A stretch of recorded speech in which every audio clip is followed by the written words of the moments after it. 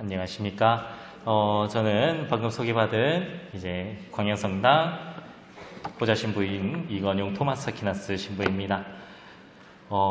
오늘 배우는 제4과 내용은 원래는 제목이 우리는 교회 공동체와 함께합니다 라는 제목입니다. 그래서 우리는 오늘 이 과에서 배워야 되는 것은 바로 교회에 대한 부분입니다. 밑에 보시면은 교회, 우리가 교회라고 하면은 성당 사진도 같이 생각을 할 수 있고, 여러분들이 교회라고 했을 때 떠올릴 수 있는 그러한 것들을 머릿속에 한번 떠올려 보셨으면 좋겠습니다. 그리고 밑에 제가 두 가지 제시어가 있죠. 신앙 공동체, 그리고 신앙인 공동체. 이 두 개는 같은 내용일까요? 같은 내용인 것 같습니까?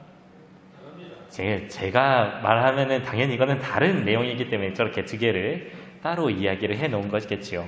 아까 형제님께서 이야기하신 것처럼 두 개는 다른 내용입니다. 정확히는 앞으로 알아가면서 이 신앙 공동체라고 하는 의미, 그리고 신앙인 공동체라고 하는 두 가지 의미로서의 교회를 우리는 한번 알아볼 수 있는 시간이 될 수 있을 것 같습니다.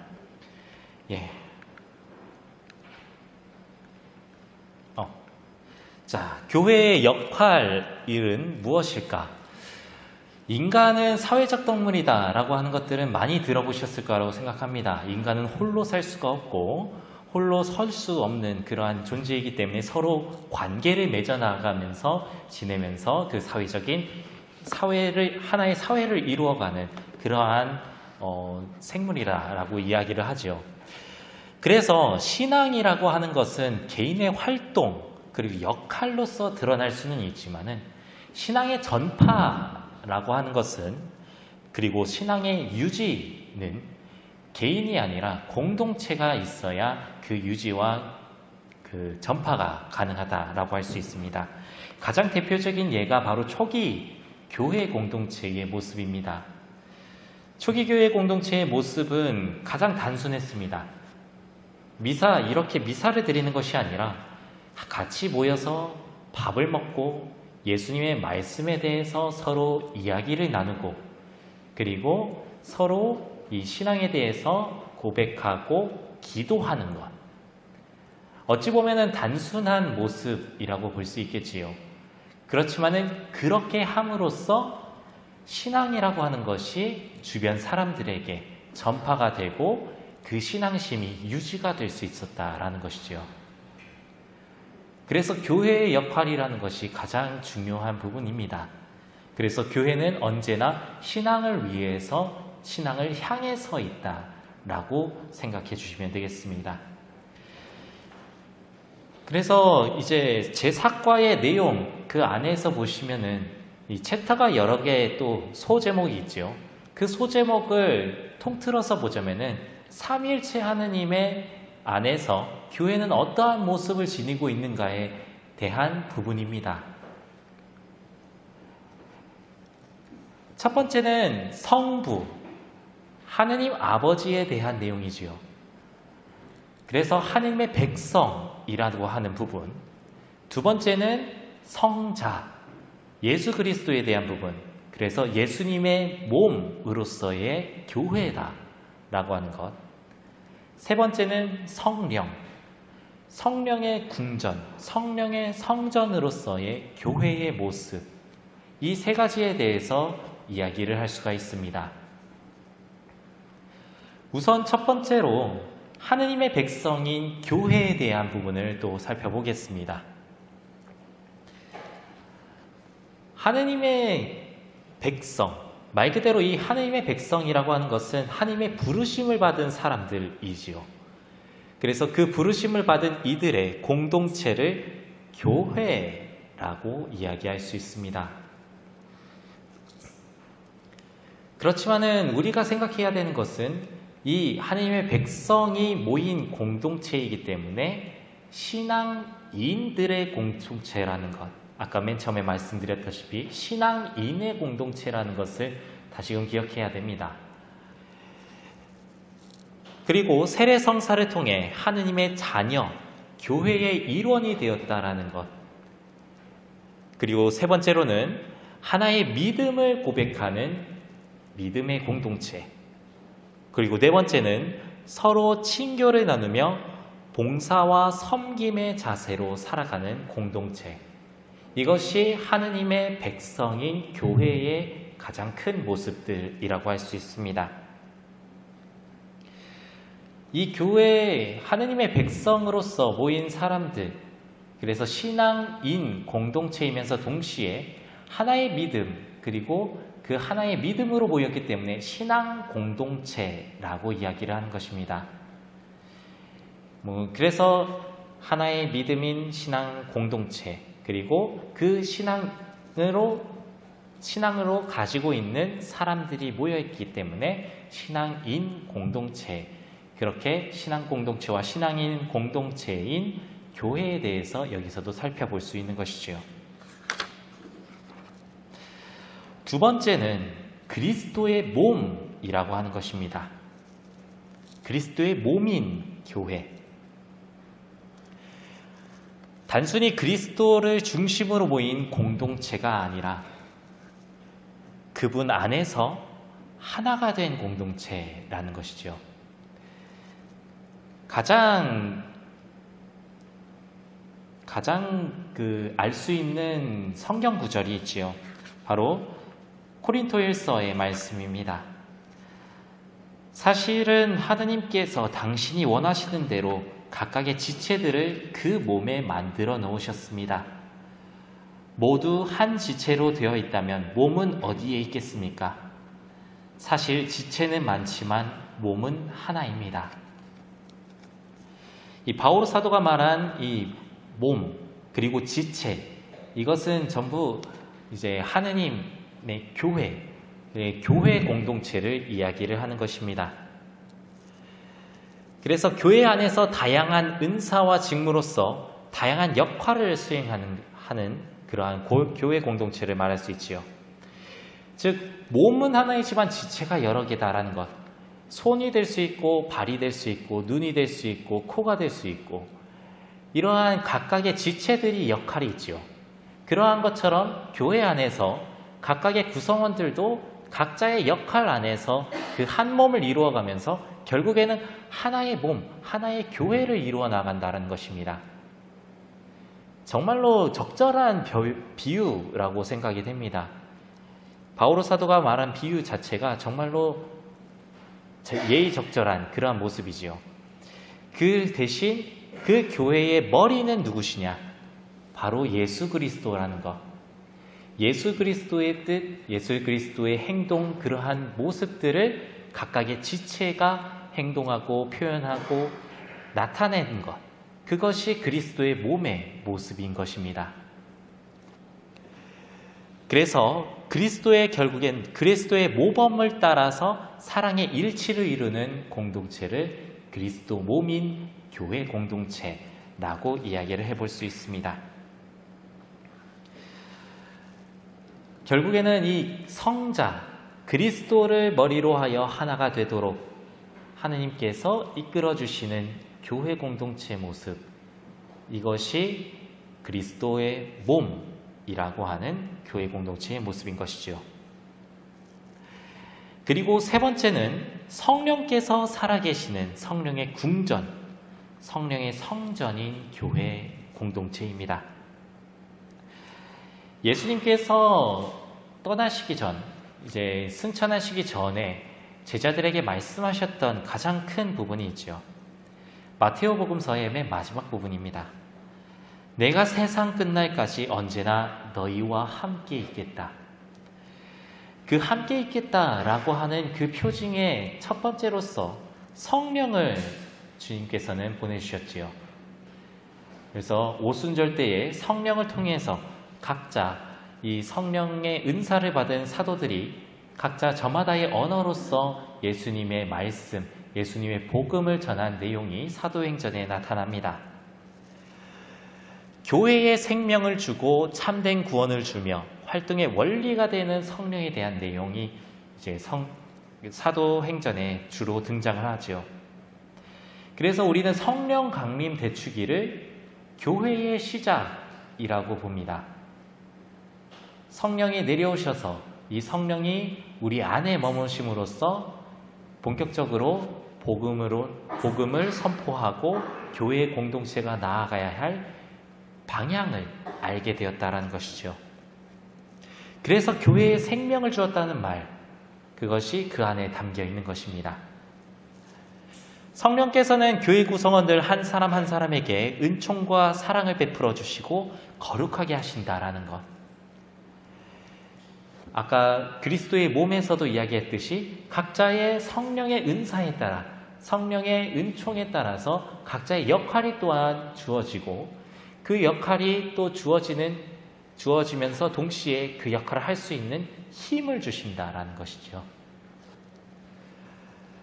그래서 결국에는 이 성령을 통해서 교회 공동체는 거룩하다라고 이야기를 할 수가 있습니다. 그리고 마지막으로 보시면은 하느님의 말씀, 성사들, 덕행들, 은사들을 통해서 하느님의 자녀로서 살아가도록 이끌어 주신다라는 것이죠. 성령께서는 교회 공동체를 어떻게 이끄시고 계신가? 그거에 대한 내용입니다. 하느님의 말씀을 통해서 교회 공동체를 이끌기도 하시고, 성사를 통해서 교회 공동체를 이끌기도 하시고, 그리고 개개인이 덕행들을 쌓도록 하시면서 이끌기도 하시고, 각자에게 은사를 주시면서 이끌기도 하신다는 것이죠. 결국에는 교회 공동체가 움직이는 힘의 원천은 바로 이 성령을 통해서 오게 되는 것입니다.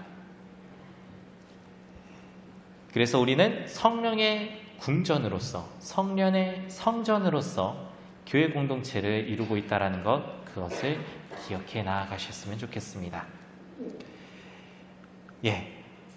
결국에는 교회와 우리는 어떠한 관계를 맺고 지내야 하는가? 하느님의 백성이며 그리스도의 몸, 성령의 궁전인 우리는 하느님의 가족이 된 것입니다. 우리는 서로 남남이 아니라 한 성령 안에서, 한 믿음 안에서 하느님 아버지를 믿고 고백하는 그러한 한 가족이 됐다라는 것이죠. 그리고 하느님의 뜻을 세상에 전하고 그리스도의 몸을 성장해야 하는 의무가 있습니다. 그래서 우리가 주로 이야기하는, 맨 마지막에 보시면은 우리가 주로 이야기해야 되는 것들은 바로 신앙, 그리고 윤리에 대한 교회의 가르침을 분명히 알아야 되고, 그리고 교회의 법들을, 특히나 다양한 법들도 있겠죠. 교회법 가운데에서는 혼인법도 있고, 각자 쓰는 그러한 법들이 있겠지만은, 그러한 법들을 준수하면서 그리스도의 왕직, 예언자직, 사제직에 능동적으로 참여해야 된다는 것입니다. 이 세 가지 직무, 그리스도의 왕직, 예언자직, 사제직은 각각, 왕직은 봉사에 대한 직무이고요, 예언자직은 가르침, 교리에 대한 부분입니다. 그리고 사제직은 미사, 성사와 같은 우리의 신앙생활의 전반적인 그러한 성사에 대한 부분들을 이야기를 합니다. 그래서 왕직, 예언자직, 사제직에 대한 부분은 우리가 능동적으로 참여를 하면서 지내야 된다라는 것이죠. 그래서 우리가 교회 공동체 안에서, 특히나 교회 활동 안에서 보여줘야 되는 것은, 첫 번째는 우리 제주교구에서 자주 하고 있는 부분이지요. 소공동체에 대한 부분입니다. 지금 코로나에 대한 좀 침체된 부분들이 있지만은, 이 소공동체에 대한 부분은 이제 그 활동의 한 가지 모습으로서 등장을 하는 것이죠. 그리고 두 번째는 사도직 단체입니다. 사도직 단체라고 하면은 여기서도 다양한 부분이 이제 대건회도 있겠지요. 그런 대건회, 모니카회, 그러한 회, 여러 회들이 있고, 그리고 레지오도 있으면은 레지오 활동도 있겠고요. 그리고 기도 모임, 광양성당에는 세 가지 기도 모임이 있습니다. 체나콜로 기도 모임이 있고요, 셀 기도 모임, 그리고 성령 기도회, 이렇게 세 가지 기도 모임이 있는데, 그러한 기도 모임에 참여하는 것, 이러한 것들이 사도적 활동에 대한, 사도직 단체에 대한 내용들입니다. 그리고 마지막으로는 본당 행사에 대한 것들입니다. 본당에서 다양한 행사들이 있어요. 본당의 날 행사라든지, 중고등부 같은 경우에는 중고등부, 신앙학교라든지 그러한 것들이 있겠지요. 초등부는 초등부 신앙학교, 그리고 주일학교, 중고등부도 주일학교, 그러한 것들을 적극적으로 참여해 나가는 것. 그것이 교회 활동 안에서 활동을 위한 교회의 모습 중에 하나이지요. 그래서 우리는 크게 이 세 가지에 대해서 열심히 하는 것을 교회 활동을 한다라고 이야기를 하는 것입니다. 네.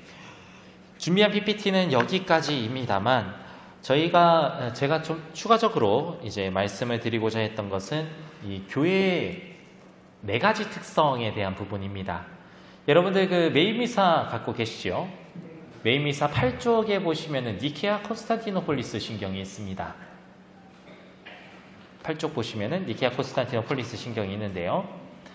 아마 그 8쪽은 아니고 9쪽의 맨 아래쪽에 보시면은 교회에 대한 부분이 총 4가지 속성에 대해서 나와 있습니다.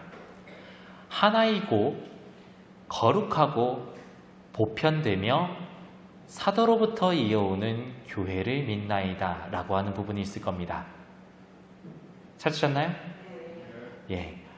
하나이고, 한 가지, 하나이고 거룩하고 보편되며 사도로부터 이어오는 교회. 하나인 교회는 말 그대로 하나의 믿음을 통해서 하나의 공동체를 이루어가는 교회 공동체를 이야기를 합니다. 거룩한 공동체, 아까 말씀드렸다시피 거룩한 공동체의 가장 큰 이유는 성령께서 우리와 함께하고 계시고 성령을 통해서 우리가 활동을 하고 있기 때문입니다. 교회 공동체가 성령 안에서 활동을 하고 움직이고 있기 때문에 거룩하다라고 이야기를 할 수 있는 것이죠. 세 번째, 보편적인 교회. 카톨릭이라고 하는 단어 자체에 담겨 있지요. 카톨릭이라는 단어 자체가 바로 보편적인이라는 의미를 지닙니다. 모든 이에게 열려있고 모든 이를 초대하고 계시는 하느님의 초대에 담겨 있는 것입니다. 이 교회 공동체에 오라라고 하느님께서 보편적으로 모든 이들에게 열어놓으셨다라는 것이죠. 그렇기 때문에 구원의 대상은 보편적인 사람들, 모든 사람들에게 열려있지만은 그것에 응답하는 사람이 여러분들인 것입니다. 모든 이들에게 하나님의 초대는 같지만 그 하나님의 초대에 대해서 응답하신 분들이 바로 여러분들이라는 것이죠. 그리고 네 번째, 사도로부터 이어오는 교회. 초기 교회 공동체에서부터 즉 교황자라고 할 수 있는 베드로 사도자서부터 쭉 내려오는 하나의 공동체로서, 그리고 그 사도들이 이끌어왔던 그 교회의 공동체이기 때문에 사도로부터 이어오는 교회의 속성을 이야기하는 것입니다. 그래서 총 4가지의 속성, 교회가 가지고 있는 속성, 이 니케아 신경에 가지고 있는 속성도 함께 기억해 주시면서 다시금 정리를 해드리면은 삼위일체 안에서 보는 교회의 공동체 3가지가 있죠. 하느님의 백성, 그리스도의 몸, 성령의 성전 또는 성령의 궁전, 이렇게 삼위일체로 보는 교회의 모습을 볼 수 있고요. 그리고 니케아 신경에서 우리가 고백하고 있는 교회의 4가지 속성, 하나이고 거룩하고 보편되며 사도로부터 이어온다라는 것. 그래서 총 오늘은 이 7가지를 잘 기억하고 담고 가셨으면 좋겠습니다. 너무 짧았나요? 저는 여기까지입니다.